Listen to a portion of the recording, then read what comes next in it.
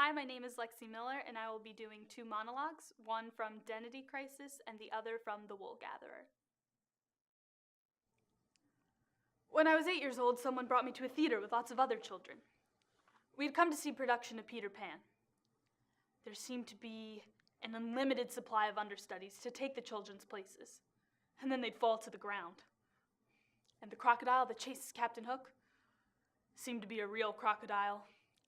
It wasn't an actor, and at one point, it fell off the stage, crushing several children in the front row. Several understudies came and took their places in the audience. And from scene to scene, Wendy seemed to be getting fatter and fatter, until finally, by the second act, she was immobile and had to be moved with a cart.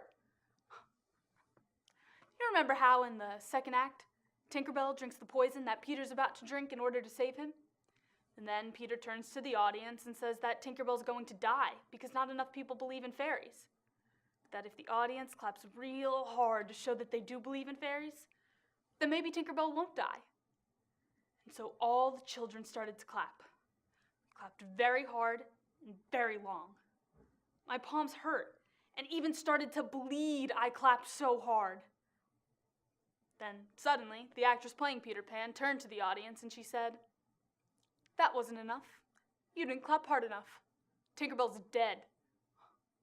So the actress stalked off stage and refused to continue with the play until finally someone had to bring down the curtain. I don't think any of us were ever the same after that experience.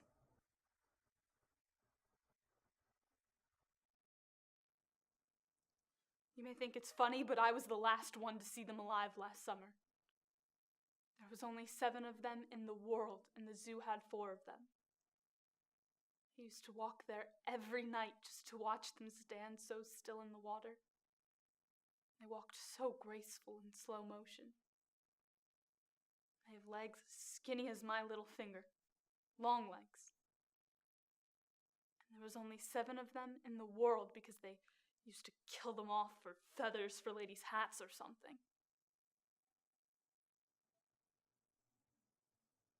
And one night, a gang of boys came by with radios to their ears, and they were cursing real bad, F and everything. And I was, scared. They started saying things to me, dirty things, and laughing at the birds. Then one kid threw a stone to see how close he could splash the birds. And then another kid threw a stone to try and splash the birds, and then they all started throwing stones to try and splash the birds, and then they started throwing stones at the birds, and I started screaming, "Stop it!" The stone hit a bird's leg, and it bended like a straw. And the birds keeled over in the water, flapping wings in the water. The kids kept laughing and throwing stones, and I kept screaming, "Stop it! Stop it!" They couldn't hear me through that ugly music on the radios, and they kept laughing and cursing and throwing stones, and I ran and got the zoo guard, and he got his club, and we ran to the place of the birds, but kids were gone.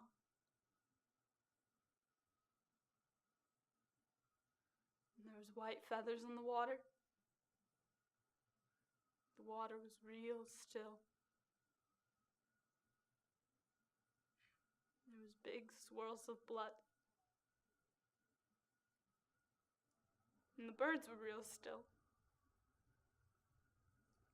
Their beaks a little open, legs broke, toes curled, still. Like the world had stopped.